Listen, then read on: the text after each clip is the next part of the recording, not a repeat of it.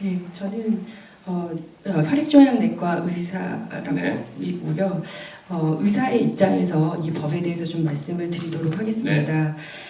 먼저 임종기나 말기를 판단하는 것이 이제 물론 의사 2명이 할 수 있게 되어 있지만 굉장히 불분명한 경우가 많습니다.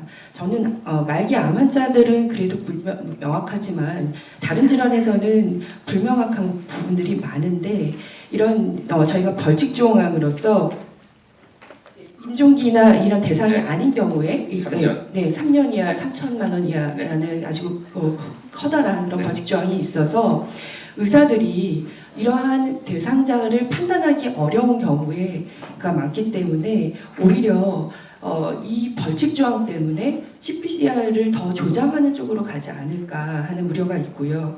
또한 많은 서식들을 써야지만 제가 말기암 환자에서 환자가 말기로 진단받고 호스피스 완화 의료를 받고 임종기에 연명 의료를 하지 않고 이렇게 편안하게 돌아갈 수 있기 위해서는 제가 계산해 보니까 7개의 서식이 있어야지만 편안하게 돌아가실 수 있더라고요. 그래서 이런 서식을 작성하느라 환자와 가족과 충분히 의사소통을 못하고 아까 최철주 의원님께서 환자에게 따뜻한 마음으로 의사소통을 해주는 의사가 필요하다라고 말씀을 하셨는데 이런 서식에 더 집중되어 있어서 의사소통을 오히려 더 못하는 그런 결과를 놓지 않을까 우려가 됩니다.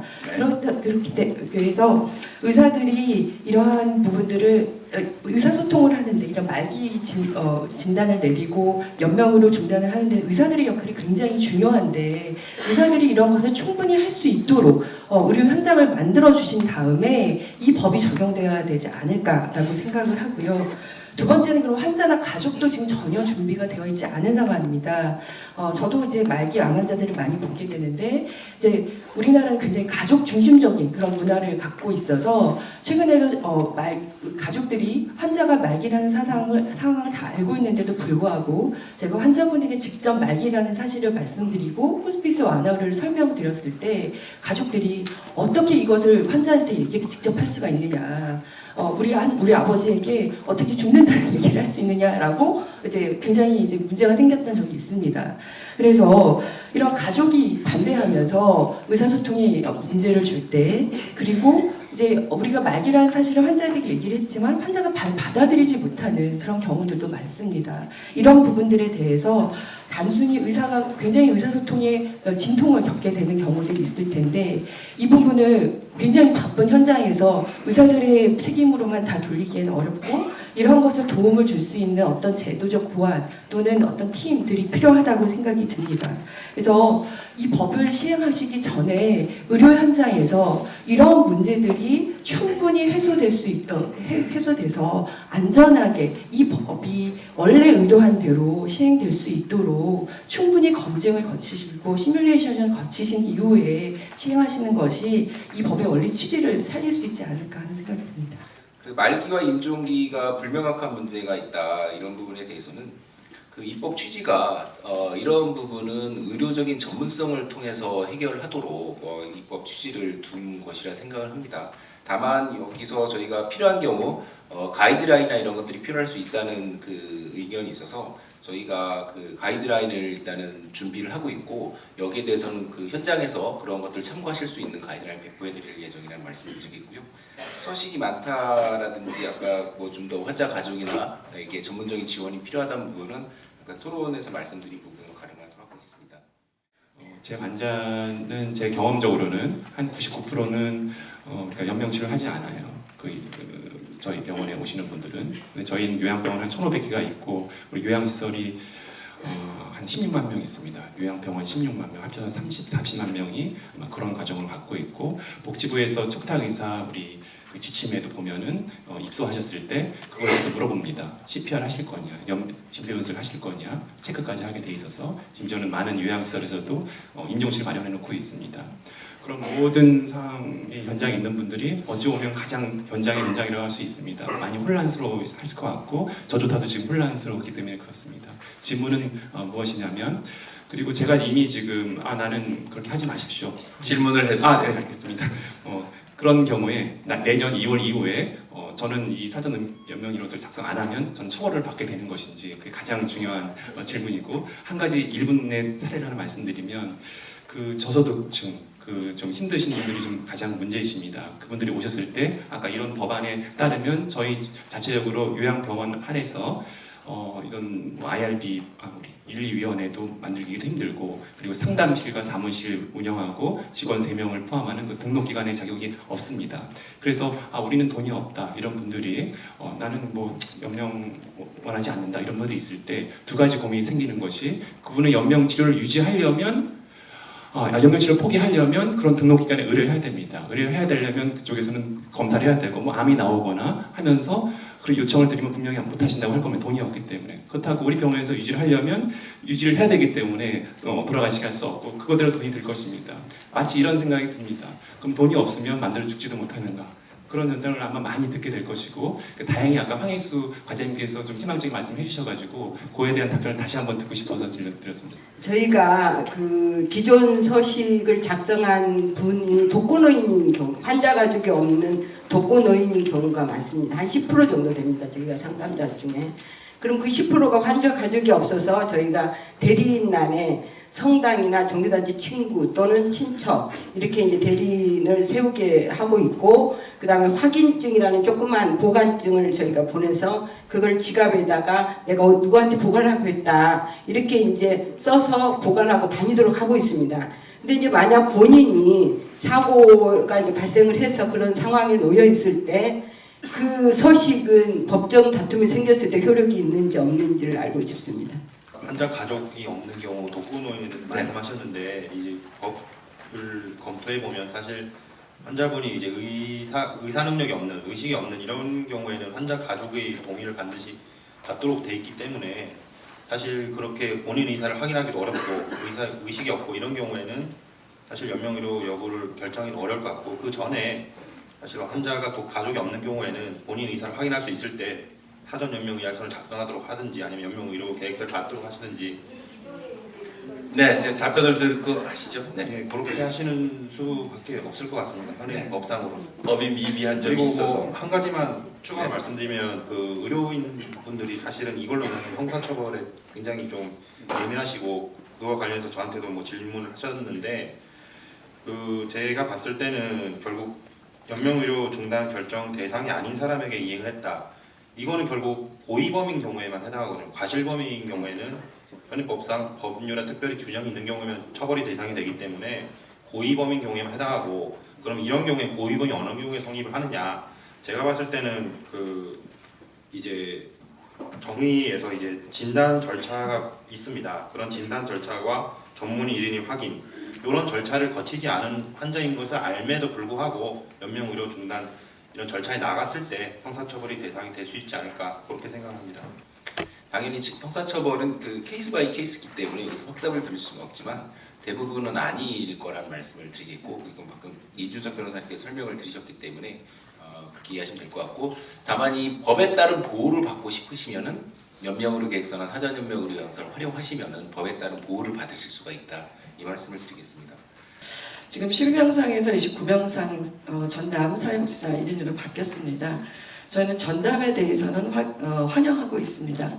그리고 규정이 없던 29병상으로 제한한 것도 저희는 이제 환영을 하고 있습니다.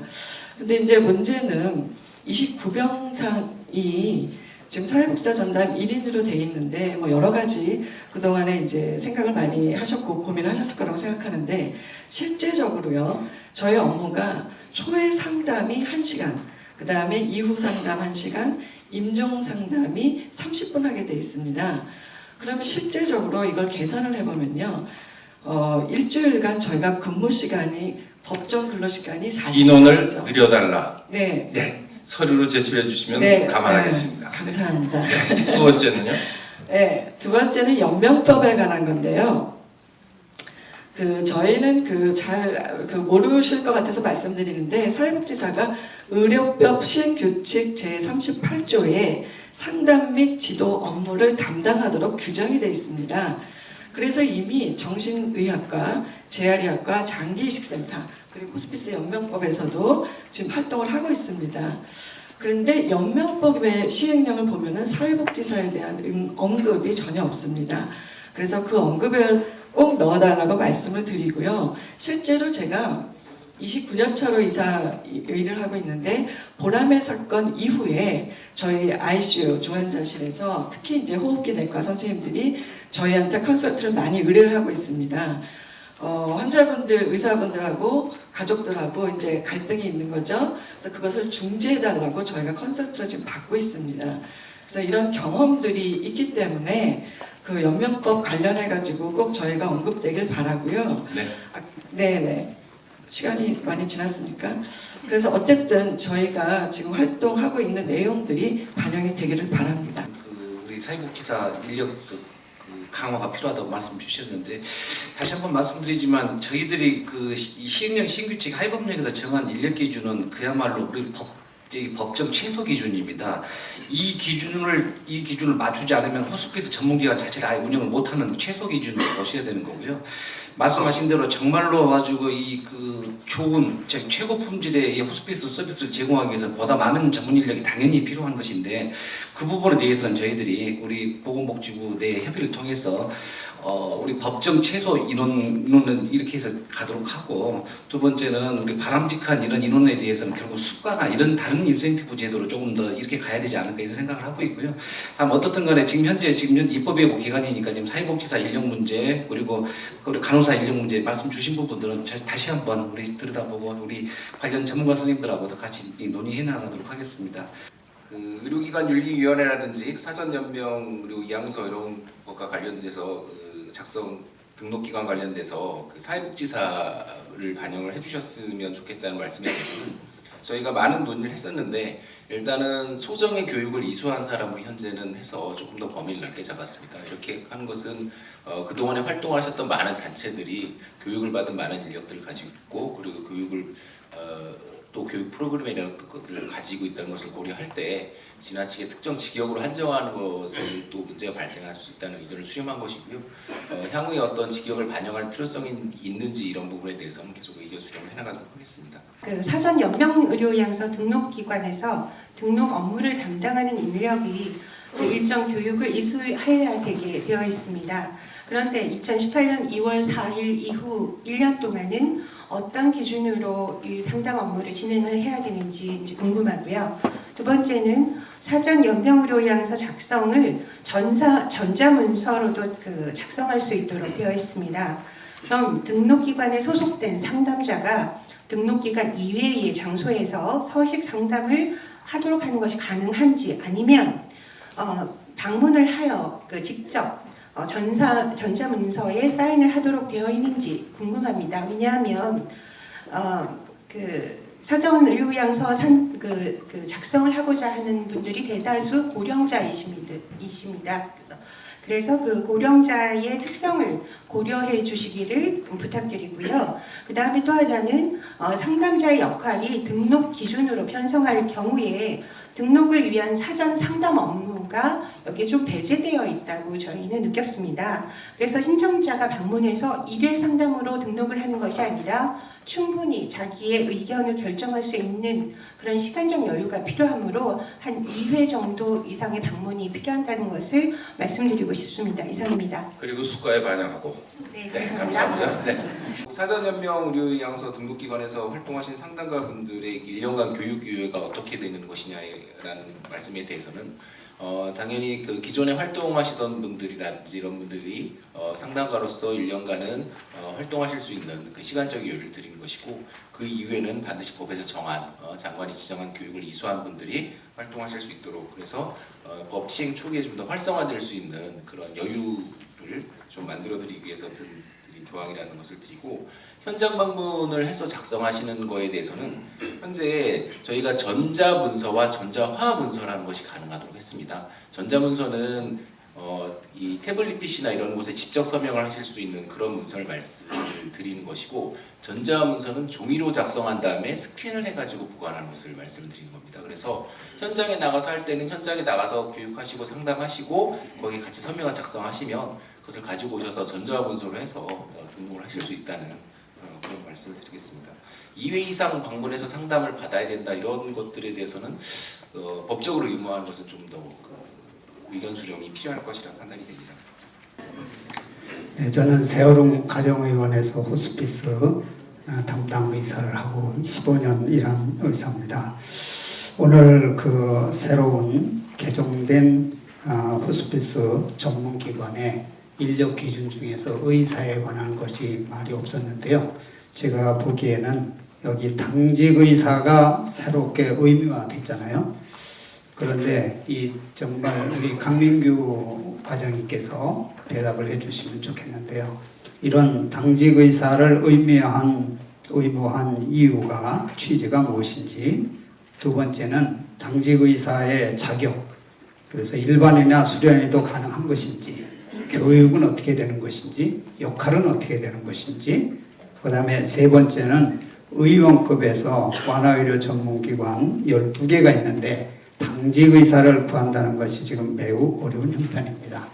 대부분의 의원이 의사 한 명인데 2명을 구하려고 많이 애를 쓰는데도 의사를 구하기가 참 너무 어렵습니다.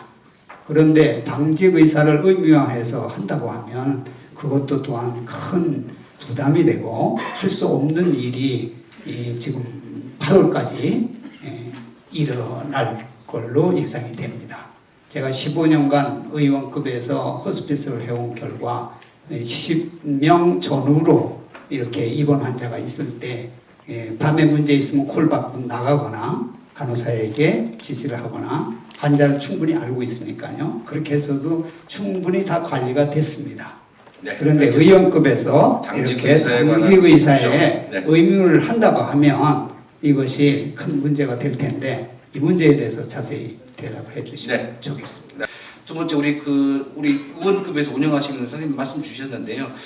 당직기사 지금 이번에 새로 들어갔습니다. 들어간 이유는 기본적으로 잘 아시는 것처럼 과거에는 뭐 이런 규정이 없었지만 이제 새롭게 법령이 되면서 이 호스피스 서비스 그게 의원급이든 병원급이든 종합병원급이든 간에 최소한 야간 당직은 반드시 필요하다. 이 호스피스 서비스 유지를 위해서 필요하다 이렇게 저희들이 봤고요. 그래서 최소한으로 당직 의사는 반드시 있어야 되겠다 이렇게 말씀드릴 수 있겠고 지금 현재 자격이나 이런 건 특별한 규정을 두고 있지는 않습니다. 그래서 의사 면허를 가지고 있는 의사 선생님이면 당직 의사로 활동할 수 있도록 되어 있고요. 하여튼 그 부분에 대해서는 조금 저희들도 이게 의원급의 경우에 규제가 강화되는 측면이 있어서 다시 한번 들여다보고 검토하도록 하겠다는 말씀드리겠고요. 사회복지사 우리 이기주 선생님 저희 우리 TF 팀원으로서 활동해 주셨을 때 감사하고 말씀하신 대로 저희가 이 사실상은 아주 이 어떤 퀄리티 측면은 우리가 법령에는 최소한의 규정만 하고 있는 거기 때문에요. 저희들이 사실상 운영 지침이나 또는 우리 호스피스 앞으로 우리가 제가 만들 호스피스 5개년 계획에 그동안에 여러 가지 전문가 선생님들의 이런 호스피스 관련된 이런 행위나 이런 부분들이 사라지지 않도록 또 권장할 수 있도록 저희들이 그런 것들을 만들어 나가겠다는 말씀을 드리겠고요. 예, 제주대학병원에서 근무하고 있는 허정식입니다. 네. 아마 많은 노력을 많이 하셨는데 인력 부분하고 시설 부분에 대해서 제가 잠깐 말씀드리면 인력 부분에 대한 경우는 수도권의 큰 지역이나 광역 도시 같으면 사람을 참 구하기 좋습니다. 사회복지사뿐만이 아니고 다른 1급 다 좋습니다. 라이프 퀄리티를 위해서 하는 건 다 좋은데 지방으로 가면 갈수록 그 사람들을 구하지는 못합니다. 의사도 마찬가지고요. 그래서 유예기간이 좀 필요하지 않을까라는 생각하고요. 시설적인 측면에서도 또 말씀드리면 한 1병상당 보통 1병실당 5병상을 운영하는 데가 대부분일 겁니다. 근데 4인 병실로 만들려고 그러면 호스피스 병동 자체가 줄어들어야 되고요. 그러면 시설적인 측면을 보완을 하기 때문에 거기도 아마 유예기간이 좀 같이 필요하지 않을까라고 생각합니다. 알겠습니다. 지금 우리 제주도 병원은 우리 선생님 말씀하신 것처럼 저희도 그래서 사실 고민입니다. 그래서 예를 들면 조금 전에 말씀드린 것처럼 간호사 인력이나 이런 걸 강화하면 좋겠는데 만약에 지금 현재 간호사 인력이 필드에서 굉장히 부족한 상황에서 특히 제주도 같은 경우 특히 그럴 수 있는 소지도 있겠죠. 그래서 그런 부분도 다 종합적으로 좀 봤으면 좋겠다는 게 저희들의 생각이고요. 안녕하세요. 저는 영국 더럼대학교의 어린이 호스피스를 공부하고 있는 오승훈이며 지금 세인트 오스왈드 칠드런 호스피스의 리서처로 있습니다. 주신 그 안내물 84페이지, 83페이지 보면은 시설 장비 기준에 과연 어린이, 청소년들이 여기에 어떻게 해당될 수 있는지 어떠한 고려가 될 수 있는지에 대해서 알고 싶습니다. 아마 제가 이 질문을 하면은 비용이 없다라고 그래서 아마 또 배제된 건 아니냐라고 얘기할 수 있는데요. 강민규 과장님께서 아마도 영국 버밍엄에서 공부를 하신 걸로 알고 있는데 영국의 버밍엄에 두 개의 호스피스가 있습니다. 세인트 메리 호스피스와 아콘 칠드런 호스피스가 있는데 그곳에는 그 NHS가 모든 걸 다 커버하지 않고 20%만 하고 그리고 로컬 거버먼트에서 10% 주고 70%는 어린이에 대한 배려가 어떻게 되는지 그 질문이시죠? 주지 않습니다. 네. 다 그 펀드에서 오는 거죠. 여기서 오는 그 자선단체나 이런 것들을 운영하도록 호스피스에 지원을 해주는 것은 어떠한지 다 호스피스를 만들 때 이미 자선단체까지 다 같이 고려를 하고 있습니다. 그 부분까지도 고려하고 있으신지 아무래도 채찍만 있고 당근은 없는 것은 아닌지 고려해봅니다. 네. 지금 저희들이 현재 있는 이 부분은 여기 있는 거는 성인들을 위한 호스피스 제도인 것이고요. 우리 어린이들을 위한 호스피스 제도는 별도로 설계를 해야 된다고 저는 생각하고 있습니다. 그래서 이미 저희들이 작년에 발표한 암정책 5개년 계획에 우리 어린이 호스피스 제도를 도입하는 것으로 저희가 정부에서 정책을 발표를 했고 금년 초부터 서울대학교 병원 팀들하고 어떻게 도입하는 게 좋겠는지를 지금 연구 용역을 하고 있고 곧 조만간에 시범 사업을 거쳐서 이 어린이 호스피스 제도를 운영하려고 생각하고 있습니다. 다만 우리 그 영국이나 미국하고는 다른 우리나라 여러 가지 특성들이 있기 때문에 외국하고 그렇게 같이 갈 수는 없을 것 같고요. 우리나라에 맞는 독자적인 모델을 잘 설계하는 것이 필요할 것으로 생각을 하고 있습니다.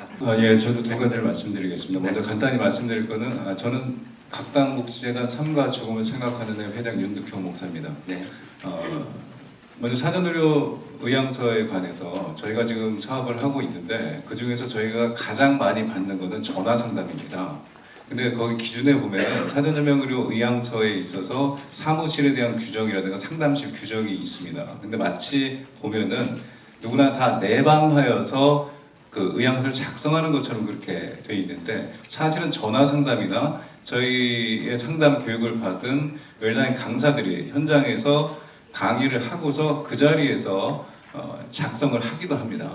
그렇다면 이게 법에 그 규정이 된 게 그 세치간에 전화 상담인지 아니면 그 내용들 상담의 형태들을 기록을 해야 되지 않겠느냐 하는 생각을 하고요. 그러면 상담 교육을 받은 관리 기관에서 준한 등록 기관에서 상담 교육을 받은 강사들이 양식을 들고 밖에 나가서 작성을 하는 것은 그것도 불법이냐? 예, 그렇죠. 불법이 되는 것인지 불법으로 해달라? 인정이 되는 것이. 네. 예. 예, 그거 알겠습니다. 하고 예, 하나 더 말씀을 네. 드리면은 하나는 저는 이제 목사이기 때문에 영적 케어에 대한 부분들을 한 가지 말씀드리면 호스피스가 우리나라에서 시행이 처음 됐을 때는 아마 카톨릭 수녀회에서 처음 시작을 한 걸로 알고 있습니다. 네. 그러고 나서 모든 종교계, 기독교, 그다음에 카톨릭, 불교계에서 왕성하게 활동을 했는데 지금 이 자리에 계신 분들 중에 종교인은 한 분도 안 계시고 그리고 여기서 지금 호스피스를 하고 있는 분들 중에 필수 인력으로 종교인들이 들어가 있지는 않습니다. 저는 그거에 대해서 이 법령을 보면은 뭐 어디서 이거에 대해서 얘기할 수 있는 거리가 있을까 생각을 해보면은 거기 7조에 종합계획 수립 시행에 있어서 전문 인력 양성 5개년마다 할 때 그때 그 5년 안에는 반드시 종교인 이 계통에서 일하는 수녀님이나 신부님, 승려들이 민관협의체에는 종교인이 들어가 있습니다. 민간협의체에 토론자에는 없는데요. 종교인이 들어가 있는 걸로 알고 있는데 종교인이 아니라 카톨릭 무슨 호스피스 협회 이사한가가 들어가 있습니다. 종교인이 아니고 확인해 보십시오. 네, 네. 알았습니다. 네. 우리 그 목사님 말씀 주셨는데 조금 전에 말씀드린 것처럼 종교인을 그냥 법령에다 이게 넣기는 좀 어려울 것 같고요. 다만 어떻든 간에 저희들이 그래서 우리 호스피스 우리 그 전문기관들의 경우에는 대부분의 경우는 우리 건강보험 수가에서 운영을 해결을 하고 있지만 이게 그 건강보험 수가로 해결하지 못하는 이런 부분, 영적 서비스 이런 부분들은 필요하다고 저희들 보고 있기 때문에 우리 대한민국의 보건복지부 예산을 세워서 예산으로 우리 호스피스 기관들 지원하는 이유가 바로 여기에 있다고 생각합니다. 그래서 이 부분은 법령에 규정하기는 어렵겠지만 여러 가지 그 호스피스의 좋은 서비스를 위해서 이런 서비스는 필요하다고 생각하고요. 그런 부분들에서 필요한 비용이나 이런 부분들은 저희가 국가 예산으로 계속해서 지원해 나가도록 해나가겠습니다.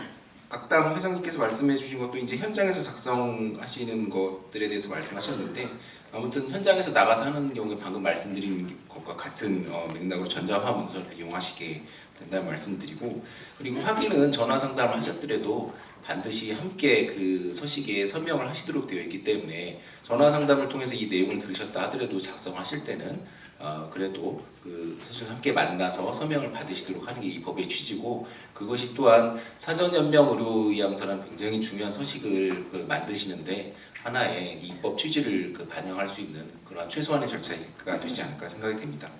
원래 이 법의 논의 과정에는 가족이 없는 사람 무연고자에 관한 연명 의료와 관련해서 무연고자의 경우에 어떻게 할 것인가에 대한 논의가 진행되다가 최종적으로 시행령과 시행규칙을 만드는 과정에서 그 논의가 주어되었다고 말씀을 듣게 되었습니다. 근데 현장에서는 실제로 가족이 없거나 가족이 있어도 관계가 단절이 돼서 자기가 스스로 의사표현을 할 수 없는 환자분들이 늘어나고 있고, 그런 분들이 연명의료 중단과 관련해서 의료인들이 굉장히 많은 고민을 하고 있습니다. 그 과정에 이제 저희에게 상담이 의뢰되기도 하시거든요. 그래서 이 부분에 대해서는 앞으로 법이 지금 만들어진 시행령과 시행규칙에는 없다 하더라도 이 부분을 제외하고 가실 건지, 아니면 이 부분을 포함해서 합리적으로 가족이 없고 의사표현이 불가능한 환자분들에도 이 법에 관한 권리를 누릴 수 있도록 하는 그런 장기적인 계획을 갖고 계실 건지에 대해서 질문이 있습니다. 그리고 그걸로 인해서 비용 발생도 굉장히 많이 발생을 하고 있습니다. 네, 이상입니다. 이 부분은 저희가 당초에 법령에 포함되어 있었던 내용인데 국회에서 논의하는 과정에서 아직은 조금 우연적인 요소도 있을 수가 있고 조금은 시기상조다라는 판단에 따라서 빠진 부분이 되겠습니다. 그래서 이 부분에 대해서는 당연히 현장에서 이렇게 수요가 있다는 부분은 알고 있지만 법령이 시행되는 과정에서 좀 더 충분한 논의를 통해서 법령 반영이 필요한 사항이라 생각이 됩니다. 사전연명 양식 제 98분에 네. 그동안 민간단체, 민간기관에서 양식기를 사용해 왔는데 네. 98분에 나와 있는 양식 부분 법정 대리인 부분들이 빠져 있습니다. 그 부분에 대해서 혹시 지금 이 법정 서식이 만들어지는 것이 완전히 결정이 된 것인지, 그리고 현장에서는 이 시민들에게 홍보하고 교육하는 것이 매우 중요한데 이 부분에 대해서 혹시 어떻게 완전히 결정해 또 이 부분에 대해서 어떤 변화를 줘야 되는지 그 부분에 대해서 좀 주의를 해주시면 예, 감사하겠습니다. 감사합니다. 뭐 지금 입법 예고 기간이니까 확정된 건 아니겠죠. 자, 사전연명 의료의향서 서식과 관련돼서는 당연히 저희가 그 의견을 수렴해서 서식은 수정이 가능하고요. 이 서식에 대해서는 현장에서 홍보가 될 수 있도록 같이 협력해서 노력을 하도록 하겠습니다.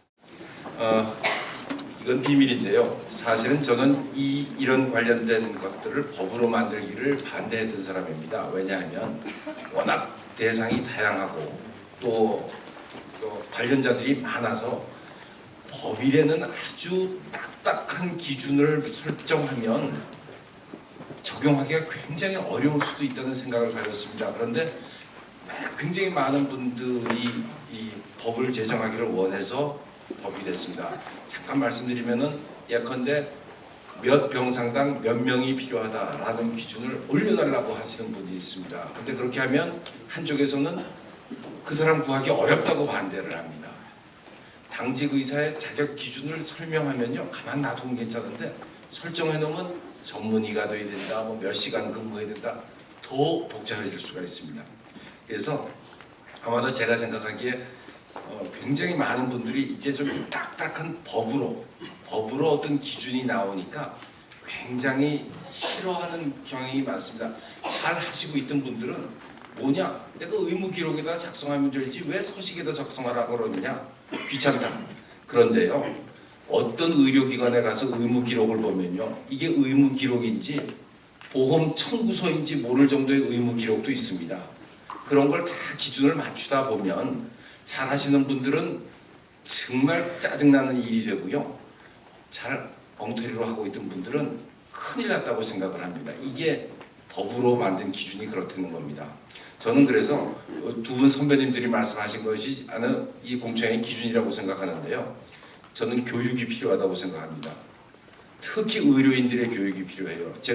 저도 의사긴 한데요, 이 법이 나오고 나니까 의사 선생님들이 잘못 이해하고 계시는 게 굉장히 많아요. 마치 극단적으로 얘기하면 이제부터 대한민국 국민은 죽으려면 모두 연명의료 계획서를 작성해야 되고 2명 이상의 의사에 의해서 임종 과정이라는 걸 진단을 받아야지만 죽을 수 있는 것처럼 잘못 오해하고 계시는 분들이 있습니다. 이 법은요, 연명 의료를 적용할지 말지를 고민해야 되는, 갈등이 있는 말기 환자, 임종 환자에 대해 가이드라인을 제시하는 그런 기준입니다. 그러니까 너무 걱정하지 않으셔도 될 것 같고요.